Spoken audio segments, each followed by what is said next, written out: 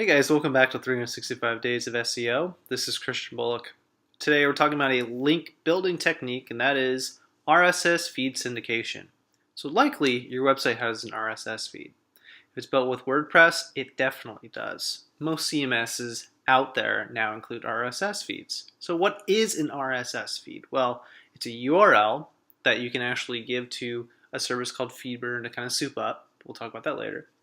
But it's a URL that, when accessed, quickly shows new content that's been published on your website. So it's sort of a cheat sheet, think of it like an XML sitemap, but one that only contains new published content from a top to bottom list of newest published content to oldest published content.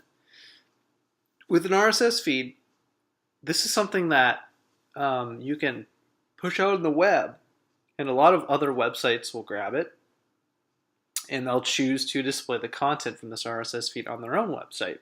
So why is that such a good thing? Well, usually when websites or directories, etc. do this, they accompany a link back to your website. So yes, they're using your content. Search engines should know the origin of that, which is your website. But usually they also do an annotated version of your content, sometimes 150-ish characters, sometimes just the title. So that really, it doesn't really matter. What matters is you've submitted your RSS feed to these, feed directories, other websites, etc. They choose to publish your content, and like I said, likely they'll actually include a link back to your website. So we touched on FeedBurner earlier. FeedBurner is a service. They originally launched as a company and then Google bought them out.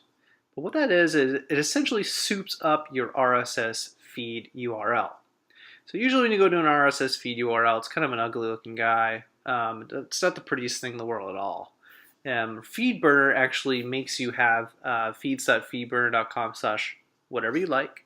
And that's your RSS feed URL moving forward. And it's much attractive on the eye when it comes to people visiting it, when it comes to you sharing it, so people can kind of see some information like a logo, some information, how to share each content piece, etc. And actually, FeedBurner shows up as getting a link back to your website from a pretty nice domain of FeedBurner. It's a no-follow link, but as we covered previously, no-follow links can be nice signals for search engines that, hey, there's a link out here. It's not passing any link juice, but a link is a link, right? So you're kind of killing two birds with one stone by setting up a FeedBurner account with your RSS feed. But once you do that and you have your RSS feed URL, it's all about finding those directories. A lot of directories are kind of outdated, they're older. This used to be something that was done many years ago. It still can be done, but you're not going to find that many active directories out there. So my recommendation is to find some content hubs based on your topic of your website, some resource websites, and see if they have a submit your RSS feed here type page. A lot of them do, and that's where you can go and submit it. And these resource pages are completely happy to host content that's kind of essentially copied from your website to put on their website because it looks good from their perspective, and it's good from your perspective, especially if you get some links back to your website because of that. Again, that's how you do some link building with RSS feed syndication. My name is Christian Bullock, 365 days of SEO.com. We'll see you guys tomorrow.